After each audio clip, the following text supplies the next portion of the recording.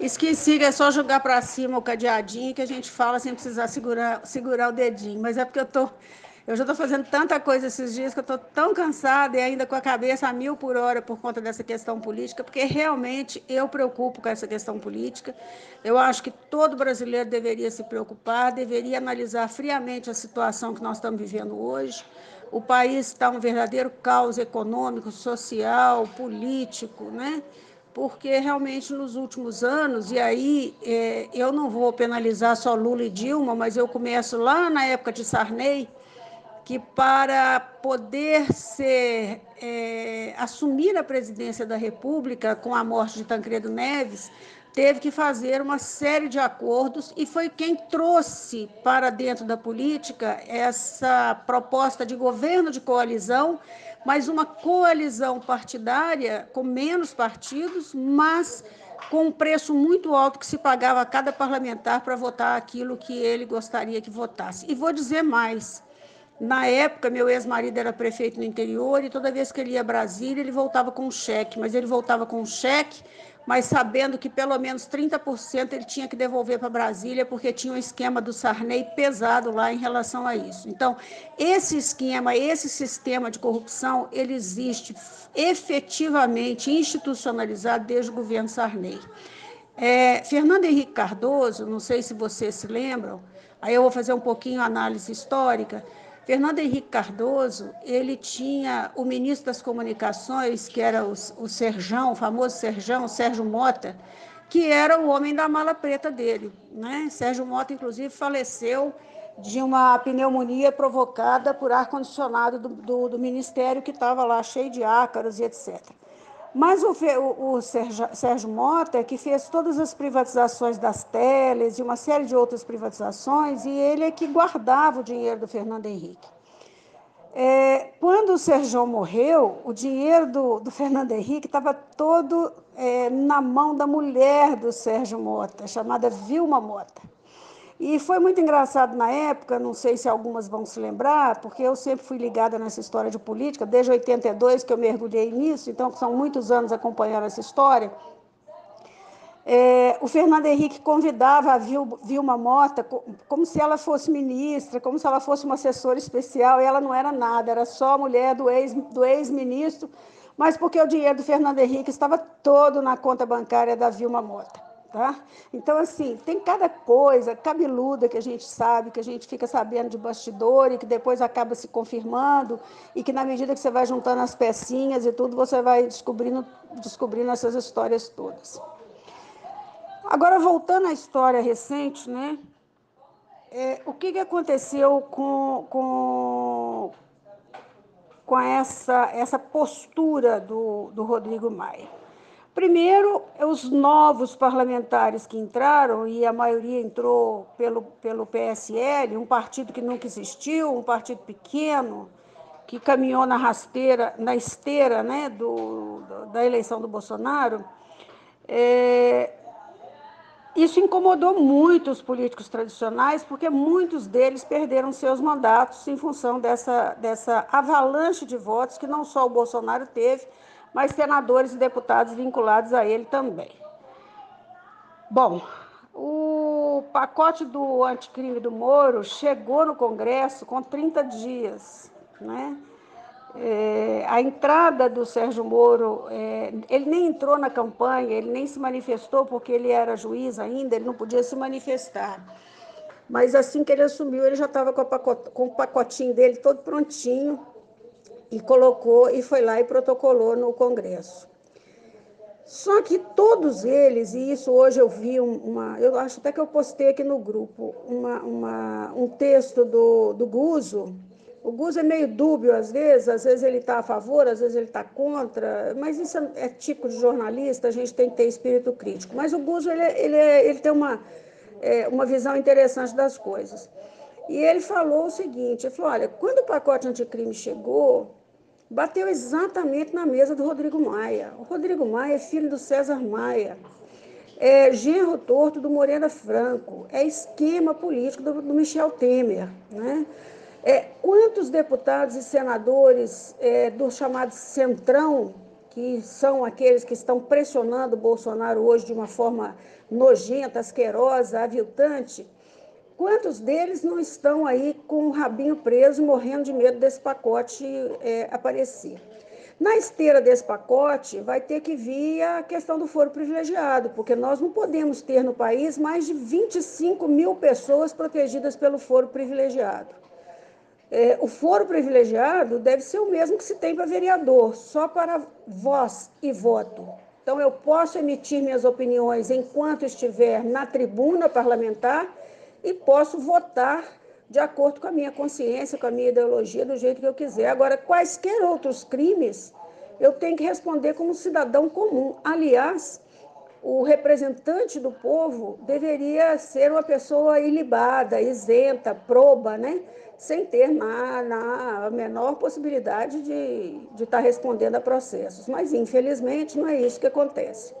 Então, o pacote do Moro, quando ele chegou, o Bolsonaro estava no meio da sala de cirurgia, tirando a bolsa de colostomia. Foi uma pancada no Congresso, né? E isso já deixou o Rodrigo Maia muito assustado, mas muito assustado mesmo, né? Porque ele deve ter percebido que o jogo mudou, a brincadeira não é mais a mesma, né?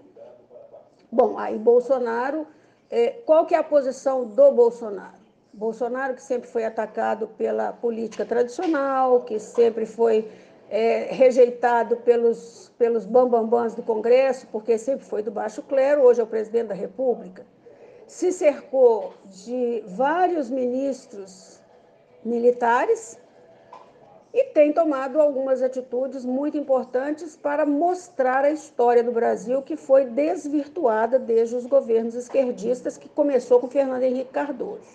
Não vou dizer que Sarney seja de esquerda, não. Sarney é de centro e é um corrupto de primeira categoria. Agora, o Fernando Henrique é uma esquerdinha caprichada, uma esquerdinha caviar, que mora em Paris, toma Dom Perignon todo dia e, se puder, gasta aquilo que o Serjão deixou para ele na conta das privatizações que foram feitas no governo dele, né?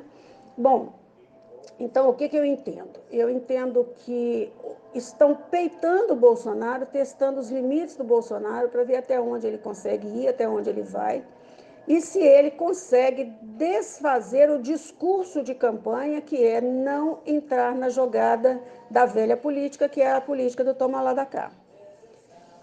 Bom, Bolsonaro é duro na queda. E Bolsonaro, quer queiram, quer não, com aquela rusticidade dele, com aquela falta de elegância para falar certas coisas, ele faz e acontece porque ele é um estrategista. Ele é um militar, ele se formou como militar, ele não tem alta patente, porque ele de tenente ele já entrou para a política e aí ele foi para a reserva, né?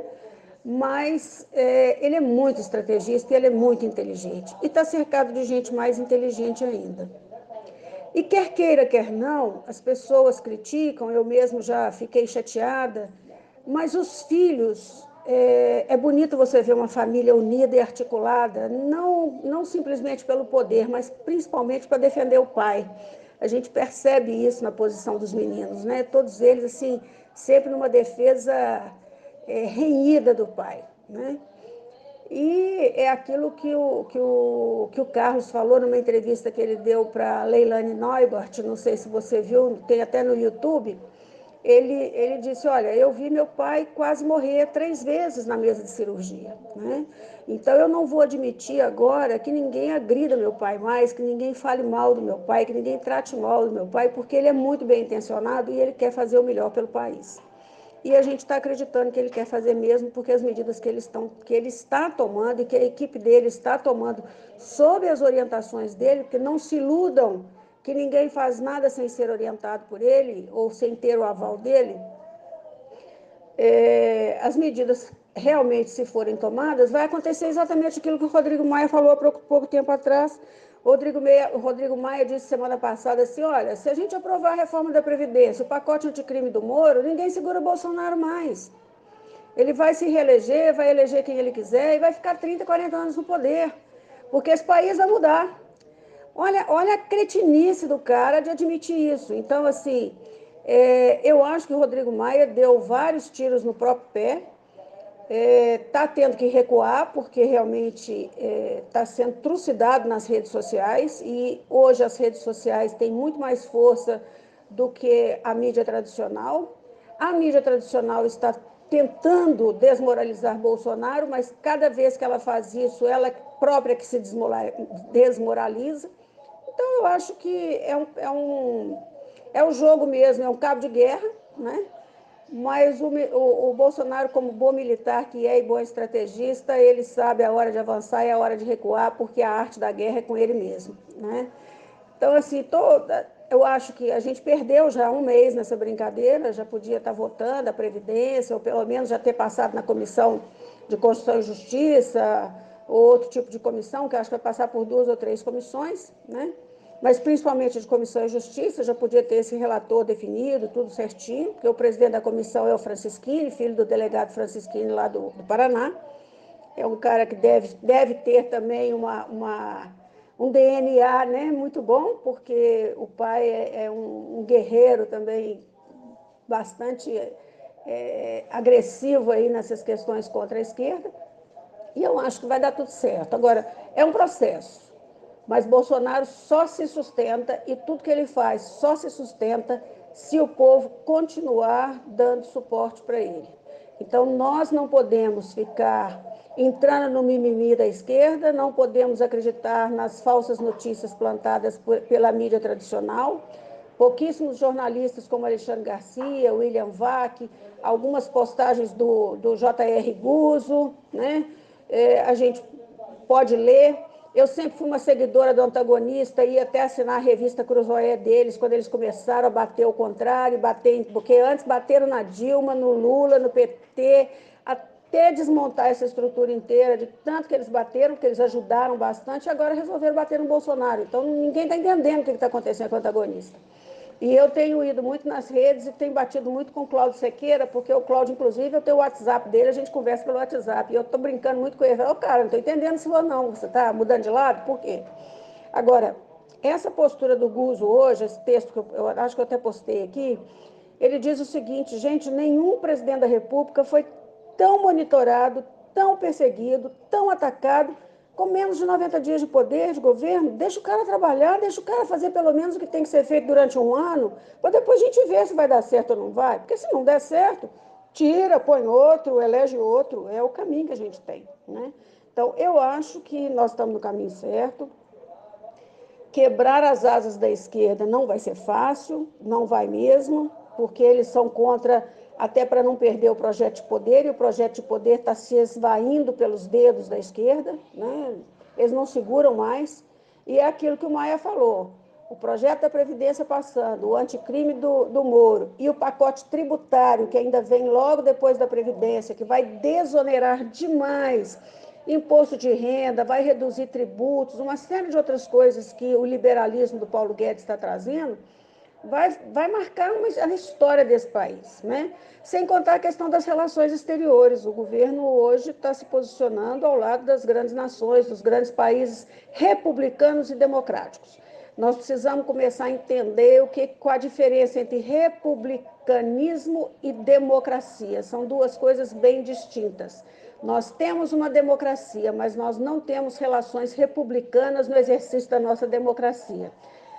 E depois desse discurso todo, boa noite para vocês, que eu ainda vou trabalhar hoje. Beijinho.